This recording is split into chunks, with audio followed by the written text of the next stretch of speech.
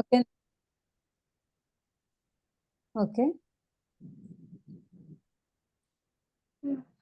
Okay. అందరికీ అందరికీ ఆత్మ ప్రణామాలు. మన గురువు గారైన పత్రి గారు, మళ్ళీ పత్రి మేడంకు ప్రణామాలు. ఈరోజు నా పేరు త్రివేణి అని, నేను కర్ణాటక నుంచి. నేను అప్పుడే 15 నెలల నుంచి ఈ పత్రిజీ మహిళా చైతన్య గ్రూప్లో జాయిన్ అవుతున్నాను. శైలజ మేడం గారి మీటింగ్లో జాయిన్ అవుతాను. ఎంతో మేడం గారిని నేను ఫాలో అవుతున్నాను. అయితే నేను ఇంతవరకు ఎక్కడ అనుభవాలు చెప్పుకోలేదు, ఈరోజు చెప్తున్నాను. ఈరోజు అనుభవాలు చెప్పడానికి నాకు పర్మిషన్ ఇచ్చినందుకు సుష్మా మేడం గారికి చాలా చాలా ధన్యవాదాలు.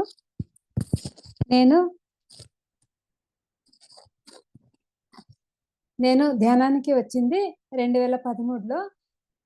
స్టార్టింగ్లో నేను బెంగళూరు నుంచి మా రిలేటివ్స్ విజయ్ గారు అని, ఆయనతో మళ్ళీ వాళ్ళ అక్కగారు నీలక్క అని, వాళ్ళతో నాకు ఈ ధ్యాన పరిచయం అయింది. ఆ రోజు నుంచి నేను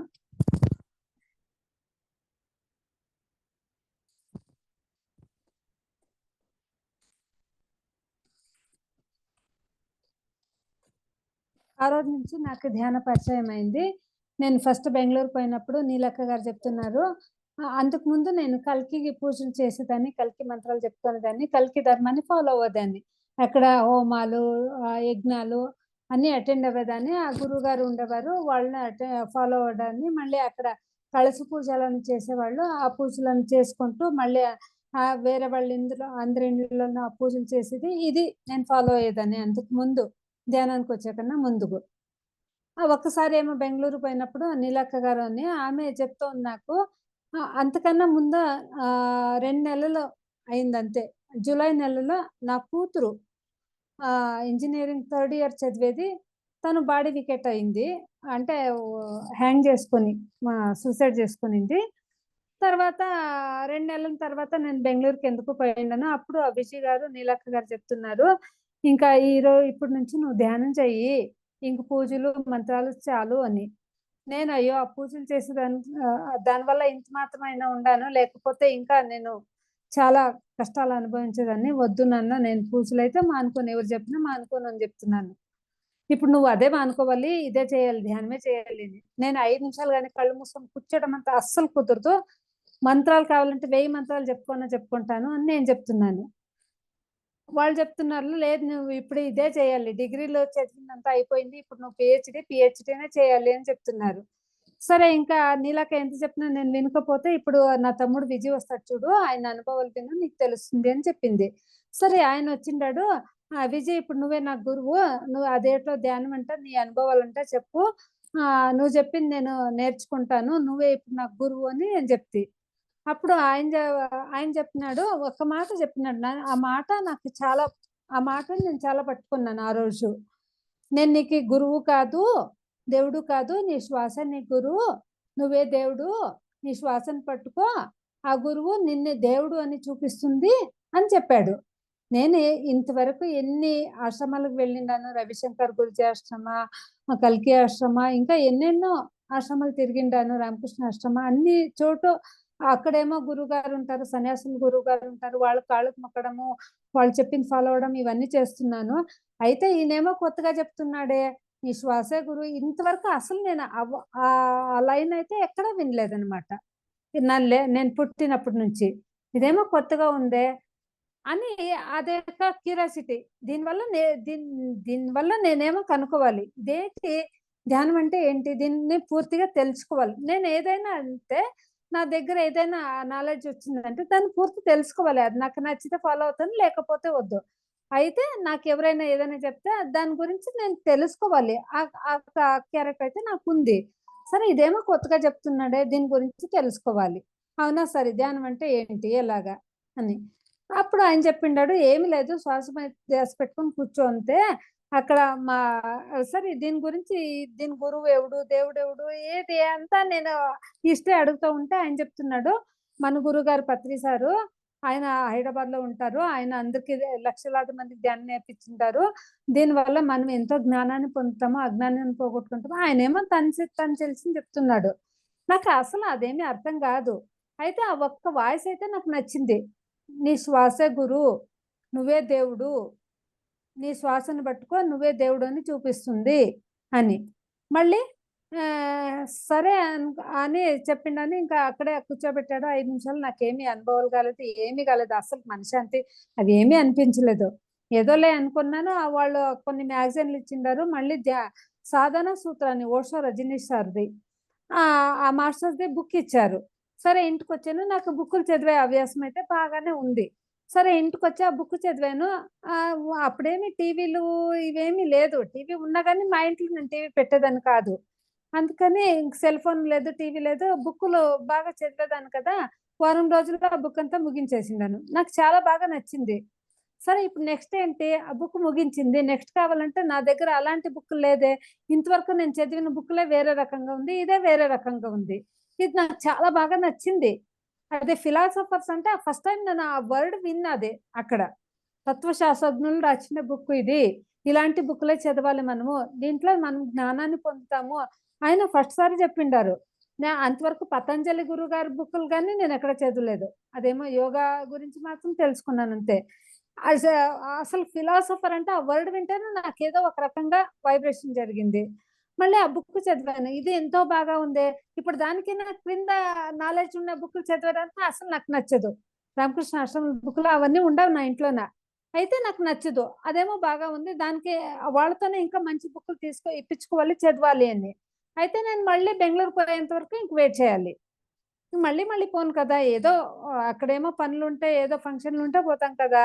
సరే ఇంకా అలా అనుకున్నాను. వాళ్ళు మ్యాగజైన్‌లు ఇచ్చినారు. మ్యాగజైన్‌లయితే రోజుకొక మ్యాగజైన్ కంప్లీట్ చేసేదాన్ని. అది తర్వాత ఏంటి అనే అనుకునేటప్పుడు ఇంకా అక్టోబర్ నెలలో వాళ్ళు బుక్‌లు ఇచ్చిన్నారు. మళ్ళీ సెప్టెంబరు, నవంబర్ నెలలోనే అప్పుడే మనము హైదరాబాద్ పోతాము. ప్రతి ఏడాది పోతున్నాము. నువ్వు రా మా తోడుగా. నీ కొడుకుకి నా కొడుకైతే చాలా ఫెయిల్ అయ్యేవాడు. తను ఇంటర్‌లోన 4 సార్లు, 5 సార్లు ఫెయిల్ అయ్యుండాడు. ఎక్కడ జ్యోతిష్ దగ్గర పోయి విన్నా గాని వాళ్ళు చెప్తున్నారు, "అసల ఈయనకి ఎడ్యుకేషన్ లేదమ్మా. పద 16, 17 ఏండ్లకి ఈయనకి ఎడ్యుకేషన్ కట్ అవుతుంది. ఏదైనా వేరే ఉద్యోగాలు చేపిచ్చండి. ఇంకంతే ఈయన లైఫ్" అని వాళ్ళు చెప్తున్నారు. అప్పుడైతే మేము నమ్మేవాళ్ళం కదా! జ్యోతిష్యం అంటే. సరే ఇంకా నాకి చాలా భయమైపోయింది. మా ఆయనేమో టీచరు. మనకి ఇంకా టీచర్ ఉద్యోగం చేసేవాళ్ళకి వ్యవసాయము తెలీదు, బిజినెస్ తెలీదు. అట్లయితే నా కొడుకు ఏం కావాలి? అట్లయితే ఆయన భవిష్యత్తు ఏంటి? నా కూతురైతే లేదు. ఇప్పుడు పరిస్థితి ఇలా ఉంది. చాలా భయపడేదాన్ని. చాలా ఆలోచించేదాన్ని. అప్పుడు సరే ఇంకా ఈయన్ని అడిగాను. ఇప్పుడు నా కొడుకైతే చాలా ఫెయిల్ అయితున్నాడు కదా! ఆయన జాతకం చూస్తే ఇలా ఉంది. నువ్వైతే సర్పదోషాల పరిహారాలు చెప్తే నువ్వు చేయవు. ఇదేంటో ధ్యానం అంట. దీన్ని పట్టుకుంటే పూజలో ఏమి వద్దంట. ఏదో మంచిదంట. చూద్దాంలే ఒక్కసారి. నా కోసం అయితే కాదండి. నా కష్టాలు ఎలాగనే ఉంది. నా కొడుకు కోసం అయితే పోవాలి అని అడిగాను.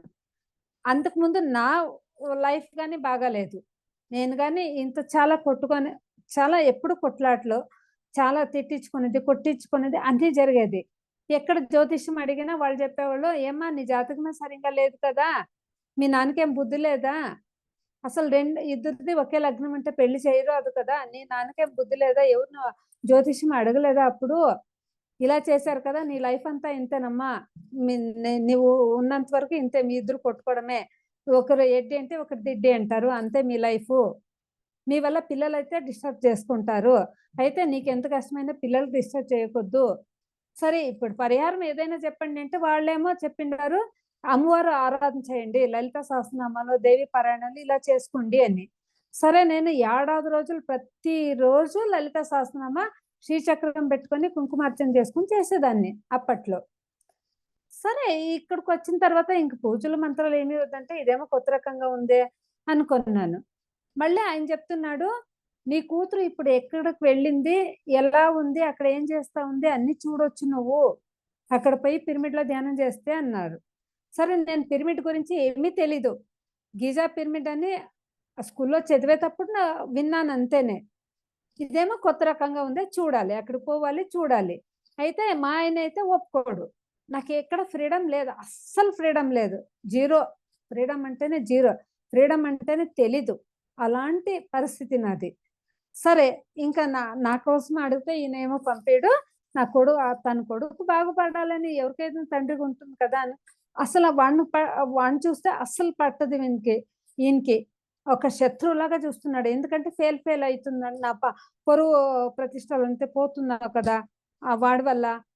అసలు ఒక టీచర్ కొడుకు అసలు విద్య లేదు కదా, ఈయన ఒక శత్రువులాగా చూస్తున్నాడు. సరే ఏదో చూద్దాంలేండి, దీనికి పోతే మంచిదైతే అవుతుంది, లేకపోతే మనం ఉన్న పరిస్థితి ఉన్నట్లే కదా అని ఏదో ఒప్పించుకొని పోయిండాను. సరే అక్కడ పోతే ఫస్ట్ రోజే ఇంకా పొద్దున్నే మ్యూజిక్ జరుగుతూ ఉంది. 5 నిమిషాలు మ్యూజిక్ ముగించి పత్రిసారి సందేశం ఉంది. అదే టైంలో అక్కడ పోయిండాము, కార్ దిగిండాము, లగేజ్ అక్కడ పెట్టిండాము, ఇంకా అకామిడేషన్ కానీ చూసుకోలేదు, ఏమీ లేదు. అక్కడ సందేశం విందాము అని అక్కడ నిలబడి వింటున్నాము. అప్పుడు ఫస్ట్ రోజు సందేశమే వింటే నాకేమో చాలా నచ్చింది.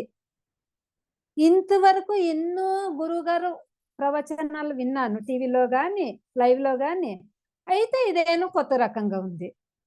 అసలు ఈ గురువే కొత్త రకంగా ఉన్నాడు, ఇంతవరకు చూసిన గురువులాగా లేదు. నాకు చాలా నచ్చింది. సరే అని బాగా విన్నాను. విన్న తర్వాత ఇంక లగేజ్ పెట్టుకొని పెట్టేసి టిఫిన్ పోయి మళ్ళీ ఫ్రెష్ అప్ అయ్యి వచ్చినాము.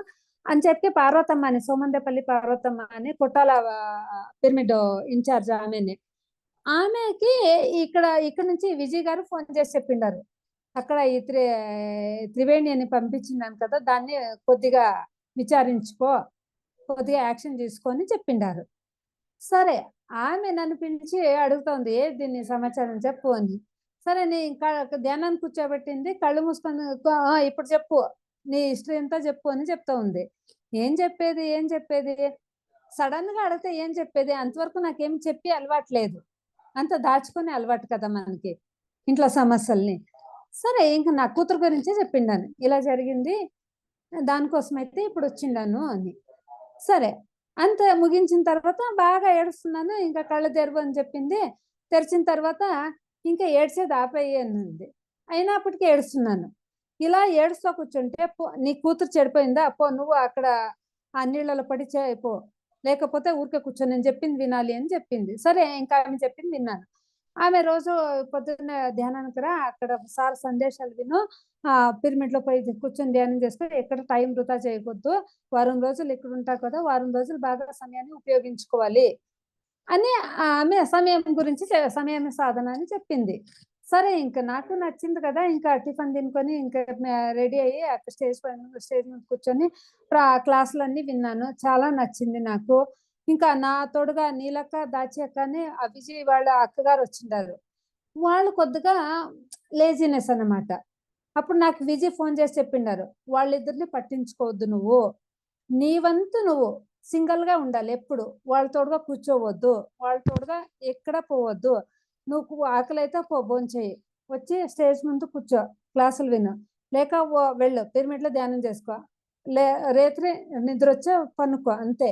ఎక్కడ వాళ్ళ తోడుగా ఉండొద్దు, నువ్వు ఒకటే ఉండు, మళ్ళీ సెపరేట్ గా ఉండు, మళ్ళీ ఎక్కడ సమయాన్ని వృధా చేయవద్దు అని చెప్పిండారు. సరే నేను ఆయన చెప్పింది బాగా ఫాలో అవుతున్నాను, ఎందుకో నాకు నచ్చింది ఆయన చెప్పే మాటలు. సరే బాగా ఫాలో అవుతున్నాను. మళ్ళీ అపారతం గారు అడిగారు, ఈరోజు సందేశం విన్నావు కదా, ఏమనిపించింది అని. మేడం నాకు ఈరోజు నేను ఏమనుకున్నానో నా కోసమే చెప్పినట్లు ఉంది అని చెప్పిన్నాను. సరే అట్లయితే ఈరోజు అనుకో, రేపు ఆయన ఏం చెప్తాడో విని నాకు వచ్చి చెప్పాలి అని రోజు అలా అడిగేవాళ్ళు. సందేశం ముగించిన తర్వాత మళ్ళీ నన్ను పిలిచేది, ఈరోజు ఏం విన్నావు, ఏమనిపించింది చెప్పు అని అడిగేవాళ్ళు. రోజు అలా చెప్పేదాన్ని. ఒక రోజేమో 7 బాడీస్ గురించి చెప్పిండారు, మళ్ళీ ఇంకొక రోజేమో థర్డ్ ఐ యాక్టివేషన్ గురించి చెప్పిండారు, ఇంకొక రోజేమో లోకాల గురించి చెప్తున్నారు. అలా మళ్ళీ ఇంకొక రోజేమో హాస్టల్ ట్రావెల్ గురించి చెప్పిండారు మా పత్రి సారు. అలా చెప్తున్నప్పుడు ఇంకొక రోజేమో నేను అడిగిండాను, వీళ్ళేమో పూజలు చేయొద్దు, ఈ రోజు నుంచి నువ్వు ధ్యానమే చెయ్యి అంటున్నారు. అయితే నేను ఇంతవరకు పూజలు చేస్తున్నాను కదా, పూజలు మానుకోవాలంటే వీళ్ళు చెప్పేది కరెక్టా, నేను ఆచరించేది కరెక్టా, ఇప్పుడు మీరు ఏం చెప్తే నేను అది ఫాలో అవుతాను, మీరు గురువు కదా అని అనుకొని కూర్చున్నాను. ఆ రోజు కానీ పూజల గురించే చెప్తున్నారు. నేను ప్రపంచానికి ధ్యానం చెప్తున్నాను. అయితే మా అక్క ఇప్పటికీ గంటలు అల్లాడించుకొని ఆరతులు చేసుకొని ఉంది. మా అక్కని నేను మార్చలేకపోతున్నాను, మా అమ్మగారే మార్చలేకపోతున్నాను, మా అమ్మగారు కానీ ధ్యానం చేయరు. మా అన్న ఆయన నాకన్నా ఎంతో ఎక్కువ పిహెచ్డి చేసుకున్నాడు, సైంటిస్ట్ అయినప్పటికీ ఆయన మాంసం తింటున్నాడు. నా ఇంట్లో నా వాళ్ళే నేను మార్చలేకపోతున్నాను, వాళ్ళ ఇష్టాలు వాళ్ళది అని చెప్తున్నారు. లాస్ట్ కి కన్క్లూజన్ ఎలా ఉంది అంటే, నీకు ఎలా నచ్చితే అలా ఉండు అని, అంతే. సరే ఏమో నాకు పూర్తి ఆన్సర్ అయితే దొరకలేదు. మళ్ళీ తర్వాత ఆశ్రమ ట్రావెల్ గురించి చెప్పిండారు. అప్పుడు నేను అనుకున్నాను, అయ్యో అప్పుడే 5 రోజులు అయిపోయింది, ఈ రోజు అయితే 6వ రోజు, రేపు 7వ రోజు, ఇంకెల్లుండి వెళ్ళిపోతాము. ఈ ఈ విజయ్ ఏమో చెప్పిండాడు, నీ కూతురు అక్కడ కనబడుతుంది, ఇప్పుడు ఎలా ఉంది, ఏం చేస్తా ఉంది అంతా చూడొచ్చు అని. ఎక్కడ కనపడింది నా కూతురు? ఒక రోజైనా కనపడిందా? లేదు కదా. అంటే నా ధ్యానమే సరిగా లేదా అట్లయితే అనుకున్నాను. ఆ రోజే వాళ్ళ ట్రావెల్ గురించి చెప్పిండారు సారు. అప్పుడు నేను పట్టుకున్నాను, ఓహో హాస్టల్ ట్రావెల్ అంటే మనము హాస్టల్గా వెళ్దాము, ఇతర లోకాలకు వెళ్దామా అంటే అక్కడ పితృలు చూడటం అంటే ఇప్పుడు అక్కడ నా కూతురు కనపడవచ్చు. సరే ఇది చేసేది ఎలా? హాస్టల్ ట్రావెల్ అంటే మనం ఎలా పోతాము, ఎలా చూస్తామో అనుకుంటే దాని గురించి కానీ చెప్పిండారు. అప్పుడు నేను పట్టుకున్నాను, ఓహో హాస్టల్ ట్రావెల్ అంటే ఇదేనా. సరే ఇంకా ఈ రోజు లాస్ట్ రోజు, ఇంక రేపు మాది లాస్ట్ అవుతుంది. ఇదేమైనా సరే నాకు ఈ రోజు హాస్టల్ ట్రావెల్ ఎక్స్పీరియన్స్ కావాలి. ఇంటికి పోతే నేను ఎవరైనా అడిగితే నా అనుభవాలు చెప్పాలంటే ఏదైనా ఒక మంచి అనుభవం అయితే ఉండాలి కదా. నా కూతురు కనబడితే దీనికన్నా మంచి అనుభవం ఏముంది. ఇంకా ఇది చెప్పేస్తే మా ఆయన ఇంకా ఎప్పుడు సరే వెళ్ళు అని చెప్పొచ్చు, నాకు ఎప్పుడు ఫ్రీడమ్ దొరకొచ్చు అనుకొని ఆ రోజు అందరికన్నా ముందుగా లేచిందాను, ముందుగా కూర్చున్నాను. అలా కూర్చొని కదలుకున్నట్లు కూర్చుంటే అది ఎలా జరుగుతుంది ఆ ప్రాసెస్ కానీ సార్ చెప్పిండారు. నేను ఆ ప్రాసెస్కే ఎదురు చూస్తున్నాను, కదలుకున్నట్లు కూర్చున్నాను. 20 మినిట్స్ 30 మినిట్స్ అయిందేమో. తర్వాత చూస్తే అప్పుడు నా బాడీ లైట్ వెయిట్ అయినట్లు, మళ్ళీ ఒక రోడ్లోన నన్ను పరిగెత్తి పారుతున్నట్లు, అక్కడ ఒక ఫ్లైట్ టేకప్ అయినట్లు నేను అలా రోడ్లో వెళ్తున్నాను, పరిగెత్తి పారుతున్నాను, మళ్ళీ అలా పైనకి లేస్తున్నాను. అలా నాకు ఎక్స్పీరియన్స్ అయింది. మళ్ళీ స్టార్టింగ్‌లోనే ఒక గుహ ఉన్నట్లు, దాని లోపల నుంచి ఇలా వెళ్తున్నట్లు, బయటకు వెళ్ళి అలా రోడ్లో పరిగెత్తున్నట్లు, పైనకి వెళ్తున్నట్లు అలా ఎక్స్పీరియన్స్ అయింది. ఓహో హాస్టల్ ట్రావెల్ అంటే ఇదేనేమో, బాగా జరుగుతూ ఉంది, నాకు ఇప్పుడేమో అయితో ఉంది అనుకుంటున్నాను. అప్పుడు చూస్తే నేను కింద కూర్చున్నది కనబడుతూ ఉంది, నాకు తెలుస్తూ ఉంది కింద కూర్చున్నది నేనేనే. అక్కడ స్టేజ్ పైన మ్యూజిక్ జరుగుతూ ఉంది, మ్యూజిక్ గాని వింటూ ఉన్నాను, ఆ సౌండ్ గాని బాగా వింటున్నాను. అయినప్పటికీ స్టేజ్ కన్నా పైన, స్టేజ్ ఎంత ఎత్తుందో దానికన్నా పైన ఉన్నాను. అలా కూర్చున్నట్లే పైన ఉన్నాను. ఓహో ఇదేనేమో హాస్టల్ ట్రావెల్ అంటే. అట్లయితే నేను ఇంకా ముందుకు వెళ్ళాలి, నా కూతురు ఎక్కడుందో నాకు చూపించు అని అడుగుతున్నాను. ఎప్పుడైతే అలా నేను మైండ్తో అడిగానో మళ్ళీ అక్కడే వచ్చి కూర్చున్నాను, ఇంకా అక్కడే ఉన్నాను. అది తెలిసిపోతూ ఉంది. సరే అయ్యయ్యో అయిపోయిందే, ఇంకా హాస్టల్ ట్రావెల్ అంటే కట్ అయిపోయిందే, నేను ఎప్పుడైతే అడిగానో అది కట్ అయిందే, లేదు మళ్ళీ నాకు కావాలి, నా కూతురునైతే ఈరోజు చూడాలి అని మళ్ళీ అలానే కదులుకున్నట్లు కూర్చున్నాను. అలా ఇక్కడే కాన్సన్ట్రేషన్ చేసిండాను. మళ్ళీ అదే సేమ్ టు సేమ్ అలా జరిగింది. పైనకి వెళ్ళినా మళ్ళీ ఇంకా ముందుకు వెళ్తున్నాను. ఆహా ఇక్కడ ముందుకు వెళ్తున్నానులే, ఇప్పుడైతే కనబడొచ్చు అని అనుకుంటున్నానా. మళ్ళీ అక్కడ ఏదో ఒక పొలం ఉంది, అక్కడ ఒక గుడిసె ఉంది, ఆ గుడిసెకేమో మంట తగిలింది, అది మండుతూ ఉంది, అంతే కనబడింది. ఓహ్ ఇదేంటి, నేను కూతురుని చూడాలంటే ఇది కనబడిందే అనుకున్నాను. మళ్ళీ ఎప్పుడైతే నా మైండ్‌ని ఉపయోగించుకున్నాను కదా, నాకు ఇదొద్దు, నా కూతురే కనపడాలి అని, మళ్ళీ అక్కడే వచ్చి కూర్చున్నాను. ఇంకా అంతే, ధ్యానం ముగించింది. ఇంకా సారు చప్పట్లు కొట్టించిండారు, సందేశం వచ్చింది. ఇంకంతే, సరేలే పర్వాలేదు, ఇంతైనా జరిగింది కదా, ఇదైనా ఎవరికైనా నేను చెప్పుకోవచ్చు కదా అనుకొని నేను హ్యాపీగా ఫీల్ అయ్యిండాను. మళ్ళీ ఆ రోజు మధ్యాహ్నము ఏమి న్యూటన్ సార్ది ఇది ఏమి జన్మాలు చూపిస్తారు కదా, అలా మనం వెనకాల జన్మలను చూసుకోవడం అవన్నీ జరుగుతుంది కదా. ఆ న్యూటన్ సార్తో ఆ క్లాస్ జరిగింది. సరే మధ్యాహ్నం ఆ క్లాస్లోకి వెళ్ళిండాను. అప్పుడు అక్కడ కానీ నాకేమీ ప్రాసెస్ జరగలేదు, ఊరికే కళ్ళు మూసుకొని కూర్చున్నాను. ఎందుకంటే నేను ఎక్కువ ధ్యానం చేసే స్థితిలో లేదు అప్పుడు, మైండ్ అంత డిస్టర్బెన్స్లో ఉంది. అయినప్పటికీ ఆ క్లాస్ ముగించేంత వరకు కళ్ళు మూసుకొని అయితే కూర్చున్నాను. సరే క్లాస్ ముగించిన తర్వాత చప్పట్లు కొట్టించిండారు. సరే ఎవరైనా అనుభవాలు చెప్తారంటే ఎంతో మంది కై ఎత్తిండారు. ఒక అమ్మాయిని మాత్రం పిలిచిండారు. ఆ అమ్మాయి స్టేజ్ పైన పోయి చెప్తా ఉంది. తను కుంటుకొని పోతా ఉంది. ఒక కాలైతే పోలియో అయింది ఆ పాపకు చిన్నప్పటి నుంచి ఒక కాలు హ్యాండిక్యాప్టే ఆ అమ్మాయి. తను 9థ్ క్లాస్ చదువుతూ ఉంది. తను అనుభవాలు చెప్తా ఉంది. మైక్ పట్టుకొని బాగా ఏడుస్తూ ఉంది. "ఎందుకు ఏడుస్తున్నావమ్మా" అంటే నేను నా జన్మల్ని చూసుకున్నాను. వెనకాల జన్మలో నేనేమైందనో అని చూసుకున్నానని. సరే పర్వాలేదు ఏడ్చేది తగ్గించి ఇప్పుడు అనుభవం చెప్పు అంటే ఆ అమ్మాయి చెప్తా ఉంది. నేను దీనికన్నా ముందు లాస్ట్ జన్మలో ఒక గిళిమరి అంటాం మనం కన్నడలో. మీరేమంటారు? చిలక. ఒక చిలకగా ఉన్నాను. అప్పుడు అడవిలో నేనున్నప్పుడు ఒక వేటగాడొచ్చి బాణాన్ని పెట్టిండారు. నా కాలుకి తగిలింది. నా కాళ్ళు ఇరిగింది. అప్పటి నుంచి నేను ఆహారం నాకు లేక, నేను బయట ఆరలేక, ఆహారం లేక, నీళ్ళు లేక అలా బాధపడుతూ చెడిపోయిండాను. ఇప్పుడైతే నేను ఇలా పుట్టిండాను. అందుకని నేను అదంతా చూసుకున్నాను అని అమ్మాయి చెప్పింది. అవునా? అట్లయితే నువ్వు వెనకాల జన్మలో నువ్వు ఒక పక్షిగా ఉన్నప్పుడు ఆ వేటగాడు ఎవడు? ఆ వేటగాడు ఇప్పుడు ఈ జన్మలో నీ పుట్టుకతో ఆ వేటగాడు ఉన్నాడా? ఎవరు? చూసావా? అని చెప్పిండారు. సార్ చూసాను. మా మేనమామ గారే. ఆయన అంటే అస్సలు నాకు పడదు. ఆయన చూస్తే చంపేయాలా అని కోపమొస్తుంది. అంత ద్వేషం ఆయన పేరు వింటేనే నాకు ద్వేషం వస్తుంది. చంపేయాలని అనిపిస్తుంది. అయితే ఆయన మంచివాడే. ఏమి చెడు కోరలేదు. అయినప్పటికీ నాకు అంత ద్వేషం ఉంది అని చెప్పింది ఆ అమ్మాయి. అప్పుడు సార్ చెప్పిండారు. ఎందుకంటే వెనకాల జన్మలో ఆయన నిన్ను చంపాడు కదా! అందుకని ఇప్పుడు నీకు ఆయన పట్ల ద్వేషం ఉందమ్మా. అయితే ఆయన క్షమించేస్తే నీ కాలు ఇప్పుడు ఇలా కుంటుతున్నావు కదా! అది సరిపోతుంది అని చెప్పిండారు. సరే ఆ అమ్మాయి ఓకే అని చెప్పింది. క్షమాపణ అక్కడే అడిగించిండారు. సరే అమ్మా ఇంక ధ్యానం చెయ్యి నీకు మంచి జరుగుతుంది అని చెప్పిండారు. అప్పుడు నేను ఆ జన్మాల గురించి తెలుసుకున్నాను. అంటే వెనకాల జన్మలో ఇలా ఉంటే ఇలా జరుగుతుంది. కర్మ ఫలితం. అదేమో కొద్దిగా నేర్చుకున్నాను. మళ్ళీ వచ్చిండాను. మళ్ళీ నెక్స్ట్ ఇయర్ నేను పోలేదు. తర్వాత ఇయర్ పోయిండాను. అప్పుడేమో ఇంకా భోజనాలు పోతున్నాము. అక్కడే hostel travel and surgery workshop అని బాలకృష్ణ సార్‌ది బోర్డ్ పెట్టిండారు. ఒక చోటేమో డీఎన్ఏ క్లాసు, ఒక చోటేమో హాస్టల్ ట్రావెల్ సర్జరీ వర్క్‌షాప్ అని. నాకు ఆ పేరు చూస్తూనే చాలా నచ్చింది. ఇదేమో హాస్టల్ అని ఉంది కదా! దీని గురించి తెలుసుకోవాలి. హాస్టల్ ట్రావెల్ అంటే ఏంటి? హాస్టల్‌గా మనం ట్రావెల్ ఏంటి అది? దాని గురించి తెలుసుకోవాలి అని. ఇంకా అక్కడ టిఫిన్ తిని వచ్చిందే రెడీ అయిందే ఇంకా అక్కడికి వెళ్లి కూర్చున్నాను. 6 రోజులు అక్కడుంటే 6 రోజులు అదే క్లాస్‌లోనే కూర్చున్నాను.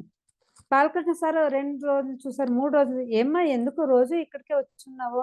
అక్కడ డీఎన్ఏ క్లాస్ ఉంది. అక్కడ స్టేజ్ దగ్గర వేరే క్లాసులున్నావు కదా! అక్కడికి పోవచ్చు కదా!" అని. "లేదు సార్ నేను ఇక్కడే నేర్చుకోవాలని ఇదే వినాలని ఉంది. ఇక్కడికే వస్తాను" అని. "నీకు బోర్ కొడుతుందమ్మా రోజు చెప్పిందే చెప్తున్నాము. కొత్త వాళ్ళు వింటారులే నువ్వు అక్కడికి వెళ్ళు" అంటే, "లేదు నేను ఇక్కడే వినాలి" అని. అదేదో నేను పూర్తిగా ఒక్క సబ్జెక్ట్ అయితే బాగా వినాలి అని. సరే రోజు వాళ్ళు అక్కడ అసలు ట్రావెల్ క్లాస్‌లో చెప్తున్నారు. ఎవరినైతే మీరు ద్వేషిస్తున్నారో, మళ్ళీ ఎందుకు వాళ్ళ పట్ల ద్వేషం ఉంది అదంతా వాళ్ళు చెప్తున్నారు. వాళ్ళని ఇక్కడ క్షమించండి. మీరు క్షమాపణ అడగండి అని. అయితే అప్పుడు నేను ఎవరినైతే ద్వేషిస్తున్నానో వాళ్ళని తెలుసుకుంటేనే అసలు నేను క్షమాపణ అడగలేదంటే అడగలేదు. వాళ్ళ వల్ల నేనెంత బాధపడిండాను. నాకెప్పుడైతే అది అనిపిస్తే అప్పుడే జేస్తాను. మీరు చెప్పినా నేనిప్పుడు చేయనంతే. ఏమో నేను చెప్పినా అది డ్రామాగా ఉంటుంది కదా! నేను చేయనంటే చేయను. వాళ్ళెన్ని బాధ పెట్టిండారు నాకు. అలానే నేను అనుకునేదాన్ని ఆ క్లాస్‌లో గాని. అయినప్పటికీ ఇంటికొచ్చినా ఇంక సమస్యలైతే కొద్దిగా అలాగనే ఉంది. మళ్ళీ తర్వాత కొన్ని 4 ఏండ్ల తర్వాత ఇంట్లో ఏదో ఒక సమస్య జరిగింది. మా ఆయన చాలా ఇబ్బందిలో పడిండాడు. అప్పుడు ఇంక 4 నెలలు ఆయన ఇంట్లో లేదు. అప్పుడు నేను వ్రతాలు, పూజలు పట్టుకున్నాను. ఇంక ధ్యానం చేయలేను. చాలా టెన్షన్‌లో ఉన్నాను. ఇంకెవరో "అక్క సోమవార వ్రతం చేయక దీనివల్ల మంచి జరుగుతుంది కదా! అన్నకు మంచి జరగాలని నువ్వు చెయ్యక" అంటే ఇంకా అక్కడ సోమవార వ్రత పట్టుకున్నాను. సరే దానివల్ల మంచేమో జరిగింది. అయితే ఆయన ఇంటికొచ్చిండాడు. అంతా సరిపోయింది. అయితే మళ్ళీ ఇంకొకసారి అదే వ్రత పూజల్లో పట్టుకొనేసిండాను. మళ్ళీ ఆ సమస్య ఉన్నప్పుడు ఎలా అంటే జ్యోతిష్ దగ్గర పోయిండాను. మళ్ళీ ఏమో దేవుడు అక్కడ ఆ గుడిలో ఏమో దేవుడు వస్తాడంట, అక్కడేమో చెప్తే అక్కడ పోయిండాను. మాట మంత్రాలు పట్టుకున్నాను. అన్నీ చేసేసాను అప్పుడు. సరే ఏదో దానివల్ల మంచి పడింది. అయితే దాంట్లోనే మునిగిపోయిండని ఇంక ధ్యానాన్ని వదులుకున్నాను. ధ్యానం తగ్గించిండాను. ఎప్పుడో పిరమిడ్‌కి పోతే ధ్యానము, లేకపోతే ఇంట్లో ఉంటే లేదు. అలాగా. సరే ఇంకా కొన్ని రోజుల తర్వాత కరోనా లాక్‌డౌన్ వచ్చింది. అయితే ఏడాది పిరమిడ్‌కి పోతున్నాము. అంతవరకు అంతే. మళ్ళీ కరోనా లాక్‌డౌన్ వచ్చింది. అప్పుడు పత్తి సార్ లైవ్‌లో వచ్చిండారు. కర్ణాటక జూమ్‌లో వచ్చిండారు. అప్పుడు నాకు 6వ రోజు ఇక్కడ కర్ణాటక మాస్టర్ మేడం ఈరోజు మీరు మాట్లాడండి అని చెప్పిండారు. అయ్యో సార్ నాకేమీ అనుభవం లేదు. నేను అసలు ధ్యాని కాదు. ఏదో కొద్దిగా చేస్తున్నాను అంతే. నాకేమీ అనుభవం లేదు సార్ అంటే, పర్వాలేదు. ఫస్ట్ రోజు నేను ఇలా వచ్చినాను, మిమ్మల్ని చూసినాను. మీ వల్ల నాకు మంచిగా అనిపించింది. అంతే చెప్పండి చాలు. అయితే మీరు మాట్లాడాలి అని చెప్పిండారు. సరే ఇంకా మనం అనుకున్నప్పుడు గురువు దొరికినప్పుడు మనం వాడుకోవాలి తప్ప, మనం కావాలంటే గురువు రారు. ఇప్పుడు గురువు దగ్గర మాట్లాడాలి అలాంటి సందర్భం వస్తే నేను దాన్ని మానుకోవద్దు అనుకొని ఇంకా ఆ రోజు ఒప్పుకున్నాను. మళ్ళీ సారు వచ్చిండారు. సారు రేపు జూమ్‌లో వచ్చిన తర్వాత నేను ఆన్ చేసుకుంటే సడెన్‌గా నేను పొద్దున్నుంచి ఏమేం మాట్లాడాలి అనుకున్నానో అదంతా జీరో అయిపోయింది. నేనేమేమి అనుకున్నా అంతా జీరో అయిపోయింది. ఏమీ లేదు. అసలు చెప్పమ్మా అంటే అసలు నాకు మాటలే లేదు. ఏమీ లేదు. జీరో అయిపోయింది. అరెరే! జీరో స్టేట్ అంటే ఇదేనేమో అనుకున్నాను. సరే ఇంకేం చెప్పాలి? ఏం చెప్పాలబ్బా! సార్ వచ్చేసిండారు. అంటున్నారు. ఏం చెప్పాలి అనుకున్నాను. అప్పుడు నాకు తక్షణమే వచ్చింది. ఇప్పుడు ఏమొస్తే అది చెప్పేస్తాను అనుకున్నాను. అప్పుడే వచ్చింది.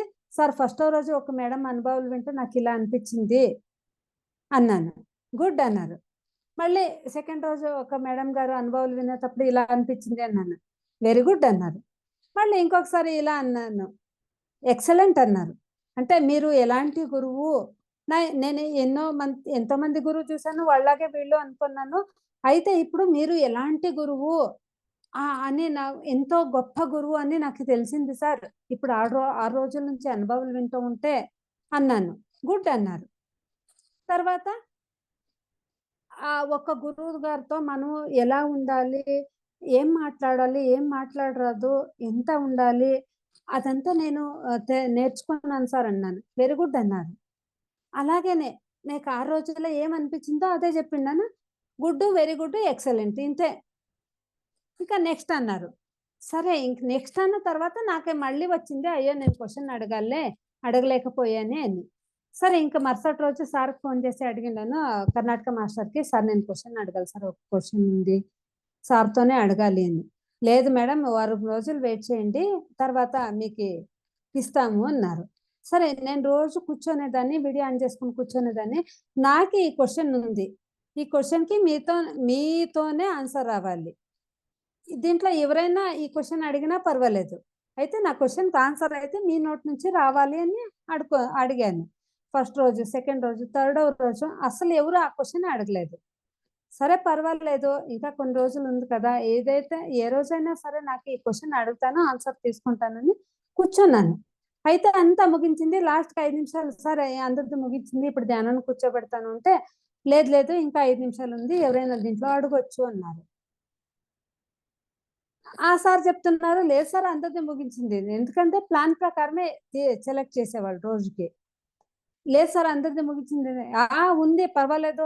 దీంట్లో ఈ త్రివేణి బసవరాజు ఈ మేడంని అడ్మిట్ చేయండి అన్నారు. నాకీ షాక్. నేనేమో ఊరికే మనసులో అనుకుంటే నా పేరే తీసుకున్నారు కదా! అనుకోని. సరే అంతే హ్యాపీగా ఇంక నేను డైరెక్ట్‌గానే క్వెషన్ అడుగుతాను. డైరెక్ట్‌గానే ఆన్సర్ వస్తుంది అనుకోని, సార్ నేనేమో ధ్యానం చేస్తాను. ధ్యానం వల్లనే నాకొచ్చే సమస్యలన్నీ పోగొట్టుకుంటాను. ఓకే. అంతవరకు. అయితే నా కొడుకు, నా భర్త ధ్యానం చేయరు. అయితే వాళ్ళకి సమస్యలొస్తే నేను ఎలా దాన్ని క్లియర్ చేసుకోవాలి? నాకైతే తెలీదు. నేను మళ్ళీ జ్యోతిష్ దగ్గరకు పోతాను. అదేమో పరిహార పూజలని పెట్టుకుంటాను. వ్రతాలు చేస్తాను. మళ్ళీ ఏమో దేవుడు మై మీదొస్తుంది అని మళ్ళీ మాటా మంత్రాలు ఇవన్నీ పట్టుకుంటాను కదా! ఇది సరేనా? తప్పా? వాళ్ళ కోసం నా కోసం అయితే కాదు అన్నాను. ఇంకా మాట ముగించే కన్నా ముందుగానే "నీకేం పిచ్చా?" అని తిట్టేశారు. ఇంకంతే. అక్కడికే ఆపేసిండను. ఇంకా సెకండ్ వాయిస్ వస్తే ఇంకా బాగా తిట్టేస్తారు, అందరి ముందు నా పరువు పోతుంది అని ఇంకా నాకేం రావాలో అది ఆన్సర్ కావాలంతే. సార్ ఏం చెప్తారో తెలుసుకోవాలంతే. నీకేం పిచ్చా అన్నారు, ఇంకంతే ఆపేసిండను. అక్కడికే ఇంకా తల వంచి ఆయన పాదాలు పట్టుకొని, సార్ ఇక్కడే మీ పాదాలు పట్టుకొని చెప్తున్నాను, ఇంకెప్పటికీ నా లైఫ్లో నా కొడుకు చెడిపోయినా పర్వాలేదు, నా భర్తకి ఏమైనా పర్వాలేదు, జ్యోతిష్ దగ్గర పోను అంటే పోను, వ్రత పూజలు పట్టుకొని అంటే పట్టుకోను, మాటా మంత్రుల దగ్గర అస్సలు పోను అంటే పోను, ఇవన్నీ ఈ రోజుకే ఇంకా లాస్ట్ అని చెప్పుకున్నాను. ఈ జన్మకే ఈ రోజుకి లాస్ట్ అని చెప్పుకున్నాను. ఇంకా ఆ రోజు నుంచి ఇంక పొద్దున్నే లేస్తే భయం అయితే ఉంది. నా కొడుకు 32 ఇయర్స్, ఆయనకి మంచి ఉద్యోగం లేదు. ఎందుకంటే సర్పదోషం ఉంది, అస్సలు ఉద్యోగం వచ్చినా ఆయన దాంట్లో ఉండడు. మీరు పెళ్లి చేయాలంటే అమ్మాయి కుదిరినా అసలు పెళ్లి జరగదు, ఎందుకంటే సర్పదోషం అంత బలంగా ఉంది అని జ్యోతిష్ వాడు చెప్పిండాడు. పోవాలంటే కరోనా లాక్డౌన్ పరిహారాలు చేయాలన్నా ఈయన ఒప్పుకోడు. ఇలా ఇరుక్కున్నాను. ఇంకా ధ్యానం నేను చేస్తాను, నా సమస్యలు పోతుంది, వాళ్ళు ధ్యానం చేయరు కదా, ఏం చేయాలి? అట్లయితే పొద్దున్న క్వశ్చన్, ఏం పని చేస్తున్నా అదే తిరుగుతోంది, ఇంకా జ్యోతిషి లేదు, పూజలు లేదు, అట్లయితే నా కొడుకు ఏం చేయాలి అని.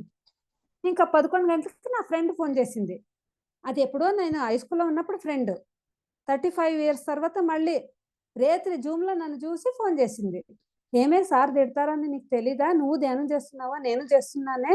ఎప్పటి నుంచి చేస్తున్నావు? నువ్వు ఎక్కడ కనపడలేదు నాకు పిరమిడ్లో కానీ ఎక్కడ కానీ, నువ్వు వస్తావా ప్రతి ఏడాది అంతా అడిగింది. సరే సార్ తిడతారని తెలీదా, ఎందుకు అడిగావు?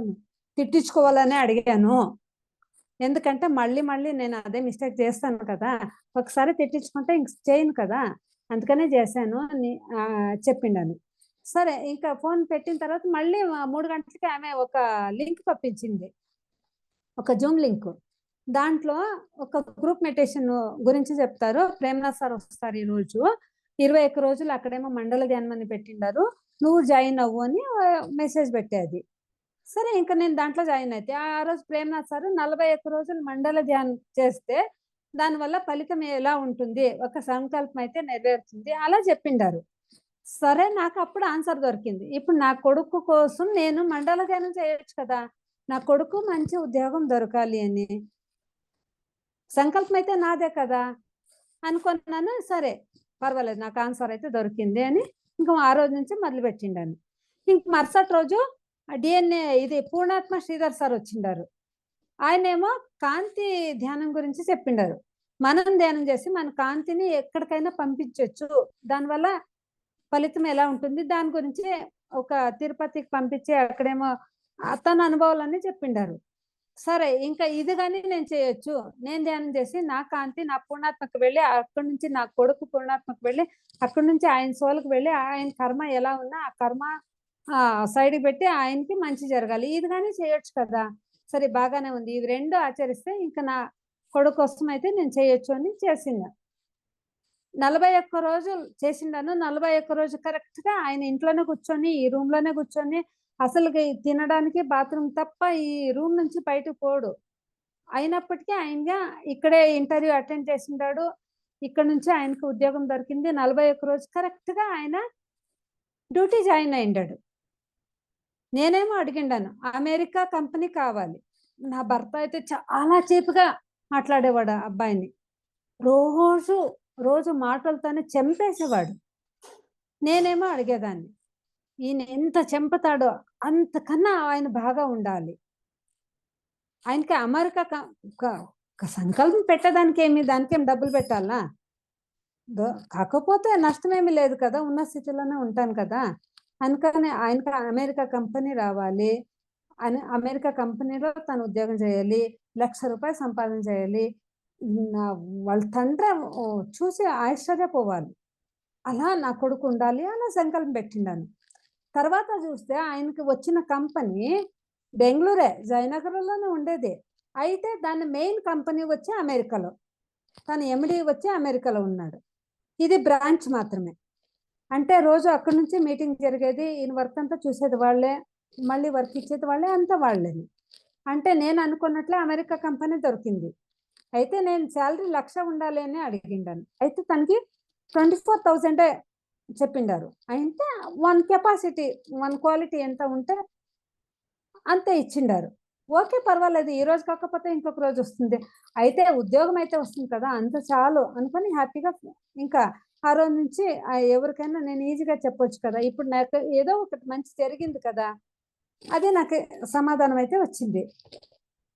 సరే ఇంకా అప్పటి నుంచి ఇంకా సంకల్పం వద్దు, ఏమి వద్దు ఊరికే ధ్యానం చేసుకుంటూ పోతున్నాను. అయితే ఎందుకో నేను అనుకున్నది ఇంకా ముందుకు పోవట్లేదే. ఆయనకి సాలరీ పెంచుకోవాలి, ఆయనకి పెళ్లి చేయాలి. అయితే ఇంత సాలరీలో పెళ్లి చేసుకోడు కదా! తక్కువుంది కదా! అనుకోని. మళ్ళీ పెంచుకోవాలంటే ఏం చేయాలి? నేను ఎంత ధ్యానం చేసినా ఎక్కువ ధ్యానం అయితే చేయను. అరగంట నేను రోజుకి చేసేదాన్ని. ధ్యానం పెంచుకోవాలంటే ఏం చేయాలి? అది తెలీదు. మళ్ళీ ఇంకా ఆయనకి మా ఇంట్లో మంచి జరగాలంటే ఏం చేయాలి? తెలీదు నాకు. అప్పుడు నాకి ఒక్కసారి నాకి రియలైజ్ వచ్చింది. నా వంతుకు నేను ధ్యానం చేసేదైతే కరెక్టు. అయితే నేను నా లైఫ్ పర్పస్‌ని చూసుకున్నాను. ఎప్పుడు శివప్ప సార్ క్లాస్‌లోన. అప్పుడు నాకనిపించింది. అంటే నేను వచ్చిందేది అందుకే ధ్యానం చెప్పడానికి. నా వంతుకు నేను చేసుకున్నదాన్ని కాదు. నా వంతుకు నేను చేసుకుంటే ఒక్కటైతే జరిగింది. రెండోది జరగాలంటే ఇంక రెండో పని నేను చెయ్యాలి. అనుకోని వేరే వాళ్ళు ధ్యానం చెప్పాలంటే ఎలాగా?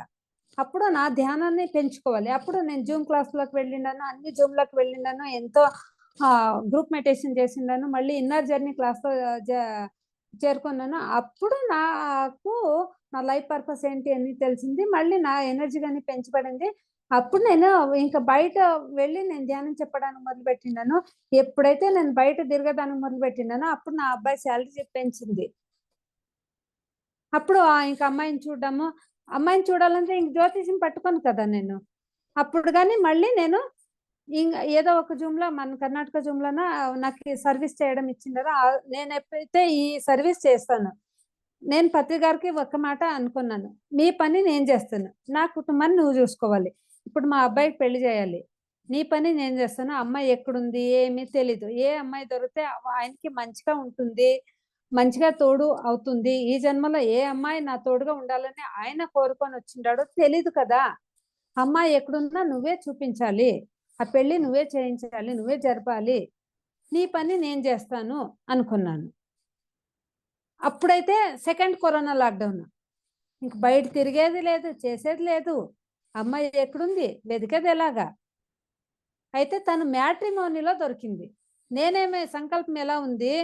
మా ఆయనకి అసలు శత్రువుగా చూసేవాడు. ఈయన ఇంక తిరిగేవాడు, చేయడు. ఈయనేమో చెల్లెలు కూతురిని చేయాలి అని. నేనేమో అది వద్దు అని. ఇంక ఆయన వేరే చూడ్డు. సరే ఇంక నేను అనుకున్నాను, అమ్మాయి ఎక్కడున్నా దొరకాలి. ఆయన చేతికే దొరకాలి అని. ఎలా దొరుకుతుంది? ఆయనేమో రూమ్ నుంచి బయటకి పోడు. అమ్మాయి ఎలా దొరుకుతుంది? అయితే నా సంకల్పం గట్టిగా ఉంది. బుక్‌లో రాసి పెట్టిండాను. ఆయనకి నచ్చే అమ్మాయి ఎక్కడున్నా ఆయన చేతుల్లోకే రావాలి. వాళ్ళిద్దరూ ఒకరొకరు మాట్లాడుకోవాలి. వాళ్ళిద్దరికి ఒకరికొకరు నచ్చాలి. మళ్ళీ వాళ్ళ పేరెంట్స్‌కి, మన పేరెంట్స్‌కి నచ్చాలి. అయితే అరేంజ్ మ్యారేజే కావాలి. అయితే మన జాతిలో అమ్మాయినే ఉండాలి. ఇలా రాసి పెట్టిండాను. ఊరికే నా వంతుకు నేను ధ్యానం చేసుకుంటున్నాను. ధ్యానం చెప్పుకుంటున్నాను. అయితే మ్యాట్రిమోనీలో అమ్మాయి దొరికింది. తన రూమ్‌లో కూర్చొని తను కంప్యూటర్‌లా చూసుకొనే అమ్మాయితో మాట్లాడాడు. అమ్మాయి నచ్చింది. అంతా ఇంకా కరోనా లాక్‌డౌన్ అయిపోయిన తర్వాత మనం కలిసాము. పెళ్లి చేసుకున్నాము. అంతా అయిపోయింది. అంతా బాగా జరిగింది. అయినప్పటికీ వానికేమో ఎంఎన్‌సి కంపెనీలో నేను ఉద్యోగం చేయాలి అని. అయితే ఆర్డినరీ కంపెనీనే దొరుకుతూ ఉంది. ఏం చేయాలి? అయితే ఇంతైనా దొరికింది కదా! ఆయన జాతకం చూసుకుంటే అసలుకి ఆయనకి ఎడ్యుకేషనే లేదు. అయితే నేను ధ్యానానికొచ్చిన తర్వాత ఆయన ఎడ్యుకేషన్ మానుకొని ఇది యానిమేషన్‌లో చేరుకున్నాడు. అంతవరకు నేనేం తీసుకోవాలని గాని తెలీదు. యానిమేషన్‌లో చేరుకొని యానిమేషన్ ద్వారా తను ఉద్యోగం చేస్తున్నాడిప్పుడు. ధ్యానానికొచ్చిన తర్వాత తను ఎడ్యుకేషనే లేకపోయినా నేను రోజు దేవునికి అడిగేదాన్ని. ధ్యానానికొచ్చాకన్నా ముందుగా కల్కి దేవునికి అడిగేదాన్ని. దేవుడా! నా కొడుకు అసలుకి ఎడ్యుకేషన్ లేదంటే ఏదైనా సరే ఒక చిన్న విద్య ఆయన కోసం అయితే నువ్వు క్రియేట్ చెయ్యి. నువ్వు దేవుడు కదా! నా కోసం ఇంత చేయవా? నువ్వేం చెప్పినా నేను సేవ చేస్తాను. నా కొడుకు తను తినే అన్నం తను సంపాదించుకునే శక్తి నీవు అంతే. ఎక్కువైతే నేను అడగను. కరోడ్పతి కావాలి నా కొడుకు, అది కానీ నేను అడగను. అలా నేను అప్పుడు అడిగేదాన్ని. అయితే ధ్యానానికి వచ్చిన తర్వాత ఆయన ఊరికే ఒకరోజు బోర్ కొడతా ఉంది అని రేత్రి కూర్చున్నాడు, 12 వరకు నిద్ర లేదు. సరే నాది ఒక ఫోటో పెట్టుకున్నాడు. తను ఒక ఆర్డినరీ పెన్సిల్, ₹15 పెన్సిల్ అంతే, అది దాన్ని పెట్టుకున్నాడు. నా నా ఫిగర్ నా ఫోటో అంతా రాసేసాడు. పొద్దున్న 5 గంటలకి, రేత్రి 10 గంటలకు కూర్చుంటే పొద్దున్న 5 గంటలకు కంప్లీట్ చేశాడు. అమ్మ చూడు నీ ఫోటో రాశాను, బాగా ఉందా అని చూపించాడు. ఎంత బాగా రాశాడు. పెన్సిల్ డ్రాయింగ్, అది పెన్సిల్ డ్రాయింగ్. సరే తర్వాత ఇంకొక ఫోటో, తర్వాత ఇంకొక ఫోటో, అలా 7వ రోజులో ఒక 10-15 ఫోటోలు రాసిండాడు. అప్పుడు గృహ ప్రవేశానికి బెంగళూరుకి వెళ్తే మా అక్క కొడుకు ఆయన ఫ్రెండ్ వచ్చిండాడు అక్కడికి. ఆ ఫోటోలు చూపించిండాడు నా కొడుకు. అన్న నేను రాసిండేది బాగుందని. ఆయన గొప్ప ఆర్టిస్ట్ అనమాట, గొప్ప పెయింటర్ అనమాట. అయ్యో ఇంత గొప్ప ఆర్టిస్ట్ నువ్వెందుకు ఏడుస్తున్నావు ఉద్యోగం లేదు అని? నువ్వు ఆ ఫెయిల్ ఆ పియూసీని వదులుకో, ఆ డిగ్రీని వదులుకో, ఆ డిప్లొమాని వదులుకో, నువ్వు అనిమేషన్ చేసుకో, దీంట్లో నీకు ఉద్యోగం దొరుకుతుంది, దీంట్లో నీకు లైఫ్ ఉంది. ఇప్పుడు నేను సంపాదిస్తున్నాను కదా, నేను ఉన్నానంటే నువ్వు వస్తావు అని. అన్నా నేను సంపాదించొచ్చా, నాకు ఫ్యూచర్ ఉందా దాంట్లోనా అని.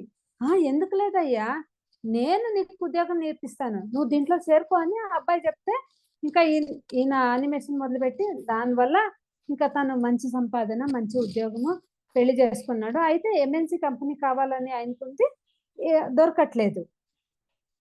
సరే అని ఇంకా పెళ్లి చేసుకున్న తర్వాత వాళ్ళు బెంగళూరులో ఇల్లు చేసిండారు. వీళ్ళిద్దరిని పంపించినాము, మనం ఉన్నాము.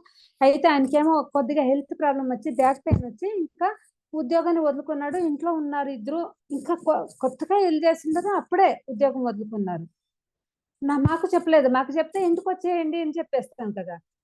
వాళ్ళు ఈ డిపెండెన్స్ వద్దు, ఇండిపెండెంట్ గా ఉండాలని వాళ్ళిద్దరు. నాకు అసలు తెలీదు. ఆ తర్వాత అదే టైంలోనే నేను పిరమిడ్ వ్యాలీకి పోయిండాను, పత్రి మేడం దగ్గరికి. మన గ్రూప్ వాళ్ళందరినీ అప్పటికప్పుడు 2 నెలలు 3 నెలలకు ఒక్కొక్కసారి మనము 20 మంది 30 మంది అలా మనం అందరిని పెంచుకొని పోతే, అక్కడికి పోతే పిరమిడ్ లో ధ్యానం చేసుకొని మళ్ళీ మేడం గారిని కలిసేవాళ్ళం. మనం ఎప్పుడు పైన మేడం తుమ్కూరు నుంచి ఇంతమంది వచ్చినాము అని మేడంతో 5 కలిసి వచ్చేవాళ్ళం. ఆ రోజు కలిసిన 37 మంది పోయిండాము ఆ రోజు. సరే మేడంతో గ్రూప్ ఫోటో తీపించుకున్నాము, అంతా అయిపోయింది. నేను మేడంతో చెప్తున్నాను, మేడం పత్రిజీ ప్రబోధాలని కన్నడలో మొదలు పెట్టినారు, అక్కడ పత్రిజీ గురించి నేను క్లాస్ చెప్పాలని చాలా ఇష్టం మేడం, అయితే ఎందుకో నా చేత కావట్లేదు. ఫస్ట్ రౌండ్ సెకండ్ రౌండ్లోనే నాకు వద్దు అనిపించింది, నేను లెఫ్ట్ అయ్యిండాను. ఎందుకో నాకు చెప్పలేకపోతున్నాను మేడం, నా ఎనర్జీ తక్కువేమో, నేను ధ్యానం ఎక్కువ చేయను, అయితే నా ఎనర్జీ పెంచుకోవాలంటే ఏం చేయాలో తెలియదు మేడం, ధ్యానం ఎక్కువ చేయను కదా నేను, ఎందుకో అని నేను బేజారుగా చెప్పినాను. ఎందుకు మీ ఊర్లో పిరమిడ్ సెంటర్ లేదా అన్నారు. ఉంది మేడం అన్నారు. అక్కడ పోండి, అమావాస్య పౌర్ణిమకి పిరమిడ్ల ధ్యానం చేసుకోండి, అప్పుడు మీ శక్తిని పెంచుకోండి. మనమేమో హౌస్ వైఫ్లు, మన చేత ఏమీ కాదు అలా లేదు.